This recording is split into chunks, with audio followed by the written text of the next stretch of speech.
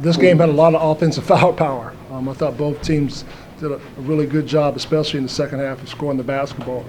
I think for us, the first half, we were able to establish a little bit of a lead, and I think a lot of that had to do with the defense that we were able to play. And, we shot the ball at a very high clip in the first half. In the second half, they cut our lead. We go on a pretty good run. They cut our lead again, and we go on another run. So I thought our guys did a very good job of facing that adversity throughout the course of the ball game. Their press in the second half initially gave us some problems.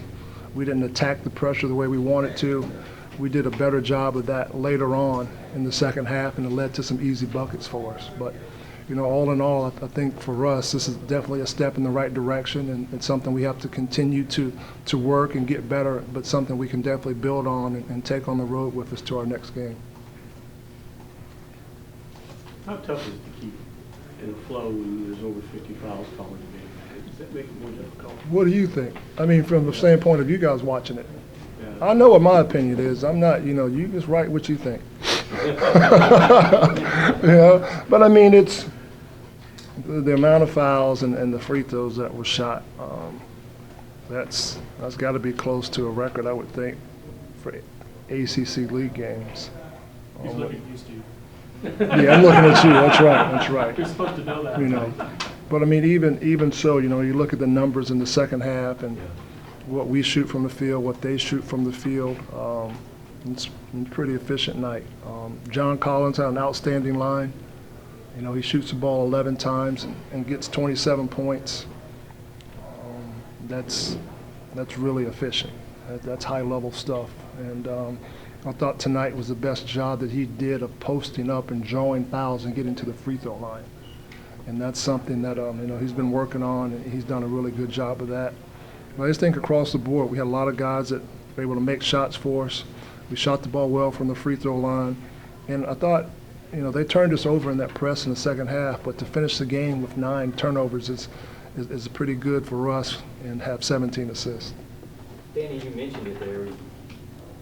The lead is yo-yoing back and forth.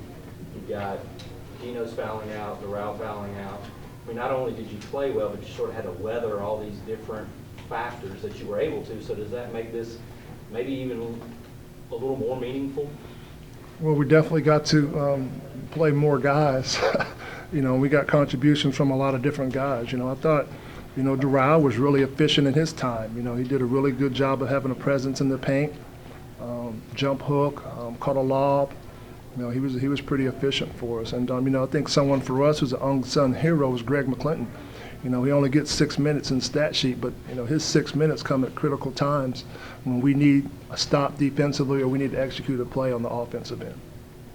Coach, was this a mental hurdle for your team to get over? I mean, then you have the halftime lead, then coming back, I think they cut it down to 6 at one point, but just to hold on to that lead and not let us slip away again? I guess you can call it that. I mean, we finished tonight. That's how I look at it. I don't know if it's a hurdle or whatever you want to call it. We did a better job of finishing tonight, and we haven't done that in the games that we've had leads at halftime in the second half. What did you think you got out of your 4-guard lineup? Ball handling, but a lot of it was a matchup with them. They went small a little bit, and that gave us a better chance to match up with them. We could switch more action on the ball screens.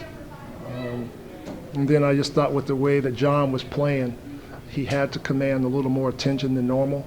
And I think that freed up some of our guys to get open looks behind the three-point line. I thought Key shot the ball extremely well from 3. Brandon was good. Mitch was solid, shooting 50%. And I think whenever we're able to make shots at that type of clip, it gives John a little more room to operate. Was it good that you got to see them handle a press and see how, I guess, poorly they handled it right off the bat? So as you move forward, do you know better maybe how to tackle that down the road? Well, we knew how to attack it before they put it on. We just didn't execute. We didn't change anything. We just got to our spots and we made better decisions. We started throwing 2-handed passes instead of 1-handed passes, and then we started attacking. Initially, early on, we got the ball across half court and we didn't go attack. We want to attack pressure. And when we attack pressure, good things happen, whether it's a lob to John or a skip pass for a wide open three or a skip pass to a drive to the basket to another dish to somebody. You know, we want to attack pressure. Danny, as the coach of what's largely a young team, when situations like tonight arise with the fouls, with the lead, with the press, do you ever find yourself saying, well, it'll be interesting to see how we handle this? I'm interested to see what happens to us. No, that's not my thought process. No, not at all. You know, at that point, it's, you know, we feel every time we go into a game, we're prepared for whatever any team throws at us. Now, obviously, a coach can go into a huddle and draw up a play that he's not run in a while. But we feel pretty comfortable about what teams run and our defensive principles. And so for us, it's making sure that we get quality stops on the defensive end. And, you know, tonight we got enough stops, but not enough to satisfy any one member of our coaching staff because they weren't consistent enough for us. You know, for a while there, they might go on a run and score 10 of 11 possessions. And then it might be 4 of the next 10. So we've got to do a better job of stringing possessions together. And then, you know, those guys miss some shots that they normally make. You know, they're a very talented team. And, you know, Reed definitely shot the ball well. Lawrence came in, and, you know, he knocks us in the head for 4 3-pointers, 4 of 8. He shot the ball at a very high clip. But I thought we did a good job across the board on giving up contested shots. That's what we want to have teams shoot against us, contested shots, and I thought we did a decent job of that. Do you breathe a little easier when you get into a game like this where there's a lot of whistles that you know now you've got a team that can step up there and hit these? Your team hit their first 17 in a row. Does that make you feel a little bit easier when you get in these tough games? I feel good about our offense.